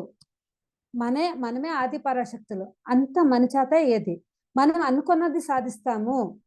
మన వల్లనే సృష్టి కార్యం జరిగేది, సృష్టి నడిపించేది, సృష్టి అంతా మన చేతుల్లోనే ఉండేది, మనమే ఆది పరాశక్తులము. ఎందుకు కాదు, పోండి అక్కడ సెంటర్లో ధ్యానం చేసుకోండి అని బాగా అది కళ్ళల్లో కళ్ళు పెట్టి స్ట్రిక్ట్గా గట్టిగా చెప్తున్నారు. ఇంత గట్టిగా చెప్తారంటే ఇంక గురుగారు ఇంక చెప్పింది వినాలే, తప్పదు అనుకొని సరే మేడం చేస్తాము, ఇంక ఇప్పటి నుంచి పౌర్ణిమ ధ్యానం పిరమిడ్లోనే చేసుకుంటాం మేడం అని చెప్పిండాను. పౌర్ణిమ వరకు ఎందుకు ఉండాలి, ఇప్పుడు అమావాస్య ఉంది కదా, పోండి అమావాస్యలోనే చేసుకోండి అన్నారు. సరే ఇంకా అప్పుడే గుర్తొచ్చింది, రేపటి నుంచి నవరాత్రులు ఉన్నావు కదా, సరే మేడం ఈసారి అమావాస్య నుంచి నవరాత్రి ధ్యానం పిరమిడ్లోనే చేసుకుంటాం మేడం అని చెప్పిండాను. నవరాత్రి ధ్యానాలు చేసుకోండి, అప్పుడు చూడు 10వ తేదీ విజయదశమి అంటే విజయం మనదే. విజయం మనకి రావాలంటే నవదుర్గా శక్తులతో మనం ధ్యానం చేసుకోవాలి, అప్పుడు మనలో ఉండే నరకాసుర సంహారం అవుతుంది, అప్పుడు లాస్ట్ రోజు విజయదశమి అంటే జయం మనదే అని చెప్పిండారు. సరే ఇంకా ఇంటికి వచ్చినాము, ఆ రోజు నుంచి మొదలు పెట్టినాము. నవరాత్రి ముగించుకొని ఇంకా 9వ తేదీ నా తమ్ముడు ఇంట్లో, మైసూర్లో ఉండే నా తమ్ముడు, అక్కడ విజయదశమి, సరే అక్కడికి వెళ్ళిండాము. మా అమ్మ అక్కడ రండి అంటే నా కొడుకు కొడలే అక్కడికి వచ్చిండారు, నేను ఎక్కడి నుంచి వెళ్ళిండాను. వాళ్ళు 2 నెలల నుంచి ఉద్యోగం లేదు, నాకు చెప్పలేదు. నాకు తెలీదు. నేను ఇక్కడ వెళ్ళిండను, వాళ్ళు అక్కడి నుంచి వచ్చిండారు, అంత బాగా ఎంజాయ్ చేస్తున్నాము. సరే విజయదశమి రోజు 9 గంటలో తన రూమ్ లో కూర్చొని మమ్మీ నాకు ఇంటర్వ్యూ ఉంది అని ఇంటర్వ్యూ అటెండ్ చేసిండాడు. తను బయటకు వచ్చి చెప్తున్నాడు, మా క్యాతులు వేసుకొని చెప్తున్నాడు, మమ్మీ ఈ రోజుకి నేను అనుకున్నది సక్సెస్ అయింది, నేను అనుకున్నది సాధించిండాను మమ్మీ. ఎందుకురా అంటే నాకు ఎంఎన్సి కంపెనీలో ఉద్యోగం వచ్చింది, నా శాలరీ ఇప్పుడు 65,000. అంటే తను 2 నెలలకు ముందు 45,000 ఉంది. ఒక్కసారిగా 20,000 పెంచుకుంటే ఎంత హ్యాపీగా ఉంటుంది. సరే చెప్పిండాడు, అవునా సరే చూడు నేనైతే నవరాత్రులు ధ్యానం చేసిండాను కదా, 10వ రోజు నీకు మంచి జరిగింది కదా అనుకొని ఈ నెల నుంచి నాకు ప్రతి నెల 2,000 ఇవ్వాలి నువ్వు అని చెప్పిండాను. ఇప్పుడు నేను ప్రతి నెల మేడంకి 1,000 రూపాయలు పెడతాను, ఇంకా ఉన్న డబ్బులకి నేను మ్యాగజైన్లు తీసుకొని మ్యాగజైన్లు పంచేది. అంటే నెలకి 2,000 3,000 వరకు నేను ధ్యానాన్ని ఖర్చు పెట్టుకుంటాను. అలా చేస్తున్నాను అప్పటి నుంచి.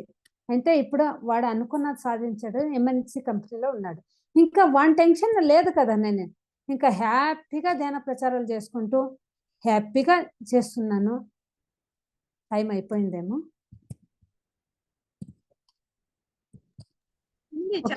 ఇంకా 10 మినిట్స్ ఉంది. ఎంత హ్యాపీగా నేను చేస్తున్నానంటే అసలు నాకు టెన్షన్ లేదు ఇప్పుడు. ఇంకా పత్రి మేడం గారేమో లాస్ట్ మహిళా చైతన్య స్టార్ట్ చేసే కన్నా ముందుగా, పత్రి సార్ ఇప్పుడు లేదు కదా, పత్రి సారు 18 ఆధార సూత్రాలు చెప్పిండారు కదా, దాని గురించే అన్ని చోట్ల మీరు క్లాస్ చెప్పుకోవాలి, దానికోసమే పత్రిజీ మహిళా చైతన్యాన్ని జూమ్ క్లాస్ ఉంది, అది నా జూమ్ లోకి నువ్వు రావాలి, దాంట్లో 1000 మందిని తీసుకురావాలి, 1000 మంది మహిళల్ని ఆ మీటింగ్ లో తీసుకురావాలి అని చెప్పిండారు. అవునా మేడం మీ జూమ్ ఉందా?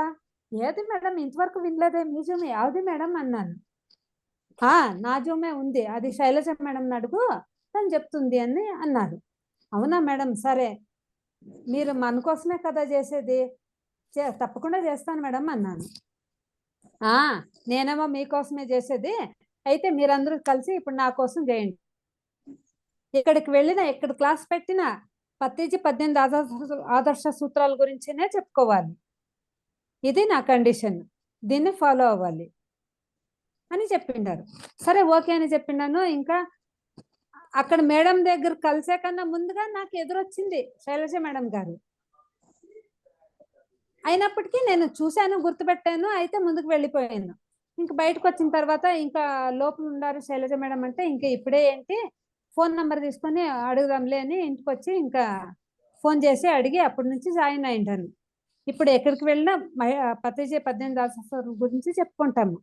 అయినప్పటికీ ఇంకా నా గురించి నేను చెప్పాలంటే ఇంకా నేనేం 100% ఫాలో అవటం ఏమీ లేదు, కొన్ని మిస్టేక్స్ ఉంటావి, అయితే నేర్చుకుంటున్నాము. అయితే పత్రి మేడము ఒక ఎపిసోడ్ లో, స్వర్ణామృతం ఎపిసోడ్ లో చెప్పిండారు, ఎవరైతే 18 ఆదర్శ సూత్రాలు పర్ఫెక్ట్ గా ఆచరిస్తారో వాళ్ళు ర్యాంక్ స్టూడెంట్, ఇంకా డిస్టింక్షన్, వాళ్ళకి అసలు ఏ అడ్డులు లేవు, వాళ్ళు ఉన్నత లోకాలకి ఎలిజిబుల్ అన్నమాట. ఇంకెవరైతే 12 ఆదర్శ సూత్రాలని ఆచరిస్తారో ఇంక వాళ్ళకి మంచి కాలేజీలో సీట్ దొరుకుతుంది అనమాట, అంటే ర్యాంక్ అనమాట, ఫస్ట్ ర్యాంక్ అనమాట. అయితే ఎవరైతే సగమైనా ఆచరిస్తారో వాళ్ళు పాస్, 35 మార్క్స్ పాస్ అనమాట. అంటే మీ మార్క్స్లు మీరే పెట్టుకోండి అని. అప్పుడు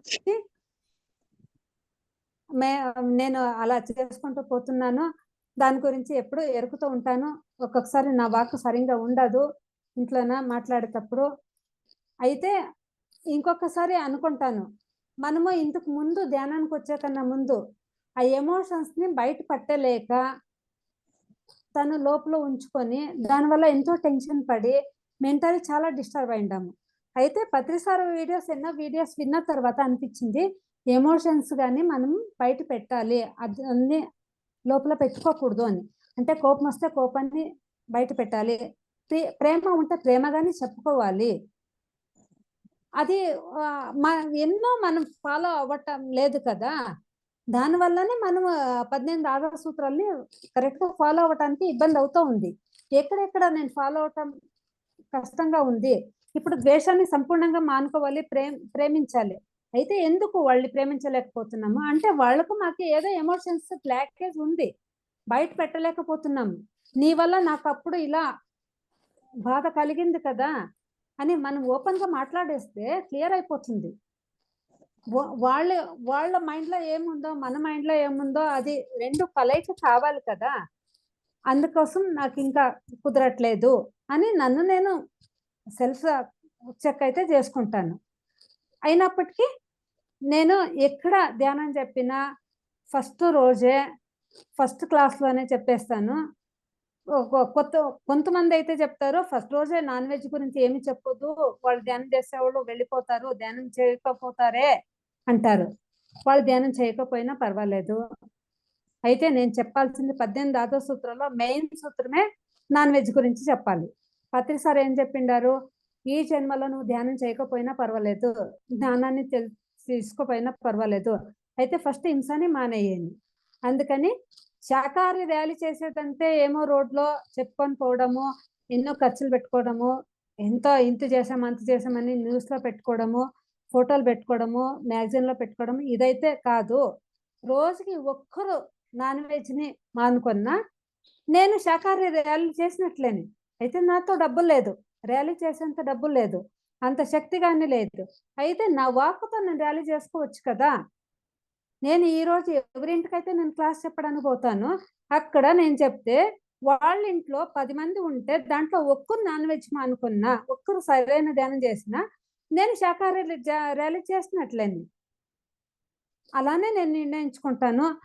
నేను క్లాస్ చెప్తూ అలా చెప్పేస్తాను. మీరు అనుకున్నది సాధించవచ్చు. 41 రోజులు మండల ధ్యానం చేయండి. నేను ఎక్కడైతే మొదలుపెట్టినానో అక్కడి నుంచే చెప్పేటప్పుడు కానీ అలానే చెప్తాను. మీ కొత్త వాళ్ళకి మీరు అనుకున్నది సాధించాలంటే ఈ ధ్యానానికి నిజంగా శక్తి ఉందా, ధ్యానం వల్ల నిజంగా మన కష్టాలు పోతావా తెలుసుకోవాలంటే ఒక్కసారి అయితే పరీక్ష చేయాలి కదా, చెక్ చేయాలి కదా. ఊరికే ఏదో నమ్మేస్తే, గుడ్డిగా నమ్మేస్తే సరికాదు కదా. గొర్రెల్లాగా అనుకొని మీరు ఒక్కసారి పరీక్షించండి.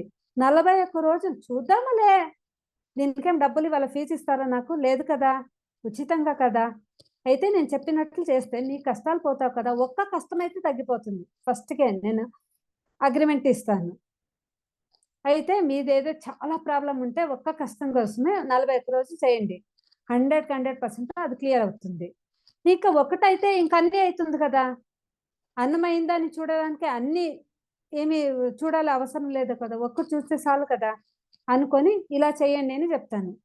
ఇంకా కొంతమందికి అయితే మీరు ఇలాగా మీ అబ్బాయి ధ్యానం చేయడం మీరు చేస్తారంటే మీరు కాంతిని కానీ పంపించండి, ఇలాగని చేయొచ్చు, చేయండి, వాళ్ళే చేయాలి, వాళ్ళ కష్టాలు వాళ్ళే పోగొట్టుకోవాలి అని ఏమీ లేదు, వాళ్ళ కోసం మీరు కానీ చేయొచ్చు, అయితే ఇలా చేయండి అని. అది వాళ్ళకి మంచి జరుగుతుందో లేదో తెలీదు. అయితే వాళ్ళకి మంచి జరగాలని మనం ధ్యానాన్ని పెంచుకుంటాము, మన ధ్యానాన్ని స్ట్రాంగ్ చేసుకుంటాము. ఇప్పుడు మా అబ్బాయికి మంచి జరగాలని నేను గట్టిగా కూర్చొని ధ్యానం చేసి నా కాంతి వాడికి పోవాలి, వాడికి మంచి జరగాలి, అయితే నేను ఇంతవరకు అరగంట చేసేది ఇప్పుడు గంట చేస్తాను కదా, అంటే నా సంకల్పం గట్టి పడుతుంది కదా, అంటే నా బద్ధకం పోతుంది కదా, అలా చెప్తాను. మళ్ళీ మీరు 41 రోజులు చేసి తర్వాత నేను అనుకున్నది ఏమీ జరగలేదు మేడం, మీరు చెప్పిందంతా అబద్ధమా అని అలా లేదు. జరగాలంటే ఒక కండిషన్ అయితే ఉంది. మీరు ఎలాగైనా ఉండండి, ఎంత రకరకాల డ్రెస్సులు వేసుకోండి, మేకప్లు చేసుకోండి, రకరకాల ఫుడ్ తినండి, రకరకాల ఎంజాయ్మెంట్ చేసుకోండి, అసలు వ్రత పూజలు ఉన్న ఏ కండిషన్స్ ఇక్కడ లేదు.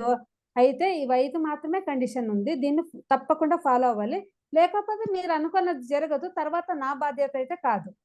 ధ్యానం వల్ల ఏమి జరగలేదంటే నా బాధ్యత కాదు. మాంస, మీను, మొట్టె, మష్రూమ్, బెల్లుల్లి ఈ 5 మానుకోవాలి. పర్ఫెక్ట్గా చేయండి, పర్ఫెక్ట్గా 100% జరుగుతుంది, లేకపోతే నేనే ఈ ధ్యానాన్ని మానేస్తాను, 100% జరుగుతుంది అని చెప్పేస్తాను. ఇంకా ఫస్ట్ సారే వాళ్ళు నాన్ వెజ్ ఈ 5ని వదులుకొని చేస్తారు. ఇంకా ఫస్ట్ రోజే వాళ్ళు శాకాహారులు అయిపోతారు కదా, ఫస్ట్ మండల ధ్యానంలోనే అయిపోతారు కదా, 41 రోజుల్లో ఒకరు శాకాహారి అయిపోతారు కదా. అలా నేను చెప్పడం మొదలు పెడతాను. అంటే పత్రిజీ 18 ఆదో సూత్రాలు అన్ని నేను ఆచరిస్తానో లేదో తెలీదు. అయితే దాన్ని ఒక్కదాన్ని అయితే నేను కరెక్ట్గా ఆచరిస్తాను, ఒక్కదాన్ని అయితే కరెక్ట్గా చెప్తాను. అయితే హింస పెట్టొద్దు అంటే వాళ్ళు ఫుడ్ గురించి మాత్రమే చెప్పలేదు. మనం మాటతో, వాక్కుతో, మన చర్యలతో ఎంతో హింస పెడతాం అవతల వాళ్ళకి, మనకు తెలీదు. అయితే దాన్ని నేను ఎప్పుడు సెల్ఫ్ కరెక్షన్ అయితే చేసుకుంటాను. అవునే, ఇప్పుడు నేను మాటతో వాళ్ళని ఇలా అన్నానే, వాళ్ళకి బాధ జరిగిందే అని అప్పటికప్పటికి వాళ్ళకి క్షమాపణ అడుక్కుంటాను. నా లోపల నేనైతే క్షమాపణ అడుక్కుంటాను.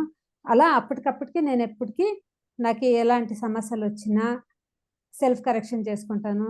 ఎవరితో నేను కలిసినా అక్కడ మంచి జరిగినా నేను సెల్ఫ్ కరెక్షన్ చేసుకుంటాను.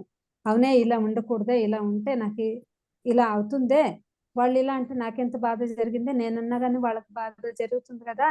అలా నేను ఎప్పుడు సెల్ఫ్ కరెక్షన్లో అయితే ఉంటాను. అందరూ నేర్చుకోవడానికే వచ్చినాను కదా. ముందైతే నేను జాస్తి గిల్టీ పడేదాన్ని. వాళ్ళు నన్ను ఇలా అన్నారే అని, మళ్ళీ నేను ఇలా అనేసానే దానివల్ల నా కర్మ వస్తుందే అని. అయితే ఇప్పుడు ఆ గిల్టీనెస్ అయితే లేదు. ఓకే, నేర్చుకోవడానికే వచ్చినాము, నేర్చుకుంటాము. ఎన్ని తప్పులు చేస్తే అంత మంచిగా నేర్చుకుంటాం కదా. అయితే అది చెప్పేటప్పుడు కానీ అందరికీ చెప్తాను, ఎన్నైనా తప్పులు చేయండి, బాగా తప్పులు చేయండి, బాగా ఎవరు తప్పులు చేస్తారో వాళ్ళే బాగా నేర్చుకుంటారు. అయితే చేసిన తప్పే చేయొద్దండి, కొత్త తప్పులు చేయండి అని చెప్తాను అంతే. అయితే అంతకన్నా గ్రేట్ అంటే, నాకు ఫస్ట్ రోజు పత్రి సార్తో మాట్లాడేటప్పుడు జూమ్లోన నాకు అస్సలు తెలుగు రాదు. నేను ఆంధ్ర బార్డర్, మా ఊరు ఉండేది కర్ణాటక ఆంధ్ర బార్డర్, కొద్దిగా డబ్బా తెలుగు అన్నమాట మాది, మిక్స్ తెలుగు అన్నమాట. అసలు సార్తో మాట్లాడేటప్పుడు నేను ఎంతో కష్టంతో 4 మాటలు చెప్పాను. ఆ రోజే నిర్ణయించుకున్నాను. పత్రి సార్ ఎప్పుడు చెప్పేవారు, ఏం తెలుగువాడు వెలుగువాడు అని. ఆ వెలుగువాడు నేను కావాలి, ఆ తెలుగువాడు నేను కావాలి అనుకొని ఆ రోజు నిర్ణయించుకున్నాను. 2 ఏండ్లు 3 ఏండ్లు గట్టిగా నిలబడ్డాను. పొద్దున్న, మధ్యాహ్నం, సాయంత్రం, రాత్రి 4 పూట్లు తెలుగు జూమ్లోకి వెళ్ళేది. లైట్ వర్కర్స్ గ్రూప్లోన మొత్తం అక్కడ గ్రూప్ మెడిటేషన్ చేసేది, క్లాసులు వినేది. కర్ణాటక క్లాసులు అస్సలు వినలేదు. యూట్యూబ్లో కానీ అస్సలు వీడియో ఆన్ చేసుకోను, ఏ గురువు గారిది అస్సలు వినను. ఇంకా కన్నడ బుక్ అసలు ఇలా ఓపెన్ చేసి ఒక్క లైన్ కానీ చదువును. ఇలా తీసుకున్న వద్దు అని అలా సైడ్కి పెట్టేసేదాన్ని. అలా ఎంతో గట్టిగా నిలబడి నేర్చుకుని ఉంటే ఈరోజు ఇక్కడ మాట్లాడే అర్హత వచ్చింది నాకు. ఆ తెలుగుకి పత్రి సారు పుట్టుక ఆంధ్రప్రదేశ్లో జరిగిందంటే ఆ తెలుగు నేర్చుకోకపోతే నా లైఫ్ వృధా అనుకున్నాను, నేర్చుకున్నాను. అయితే ఇప్పుడు ఆ సార్ క్లాసులో, మేడం క్లాసులో అంతా విని అది మనం ఎంత నేర్చుకొని ఇంకొకరి చెప్పే అర్హత వచ్చింది. ఇప్పుడు కర్ణాటక మాస్టర్స్ క్లాసులో వింటాము. అయితే నాకు అసలు నచ్చలేదు, ఇప్పటికీ నచ్చలేదు. ఎందుకంటే కొందరు వాళ్ళు ఏదో బుక్కులు చదువుతారు, ఎక్కడ వింటారు, అది వచ్చి చెప్తారు. నాకు నచ్చదు. నాకు తెలుగు మాస్టర్స్ క్లాస్ చాలా ఇష్టం. ఎందుకంటే వాళ్ళు సార్తో స్వయం అనుభవాలు ఉన్న వాళ్ళకి స్వ అనుభవంతో చెప్తారు కదా, అది నాకు చాలా నచ్చుతుంది. మళ్ళీ వాళ్ళలో ఎనర్జీ కానీ ఎక్కువ, సాధన కానీ ఎక్కువ ఉంది ఆంధ్రప్రదేశ్లో. ఎందుకంటే ధ్యానం అక్కడే మొదలుపెట్టింది కదా. అందుకని నాకు ఇప్పటికీ తెలుగే ఇష్టము, తెలుగులో క్లాసులు వినడమే ఇష్టము. అయితే మీరు కానీ కన్నడ నేర్చుకోండి, ఎందుకంటే మీరు మాకే చెప్పేదానికి అనుకూలంగా ఉంటుంది. అయితే కొంతమంది ఇప్పుడు ప్రేమనాథ్ సార్ కన్నడ నేర్చుకొని కన్నడలో చెప్తున్నారు. మళ్ళీ ఎంతో మంది మాస్టర్స్ కన్నడ నేర్చుకొని కన్నడలో చెప్తున్నారు. మీరు కానీ నేర్చుకోండి, బాగా ఉంటుంది. Super madam. అందుకని ఈరోజు బాగా చెప్పారు, అనుభవాలు చెప్పారు, పట్టుదలతో తెలుగు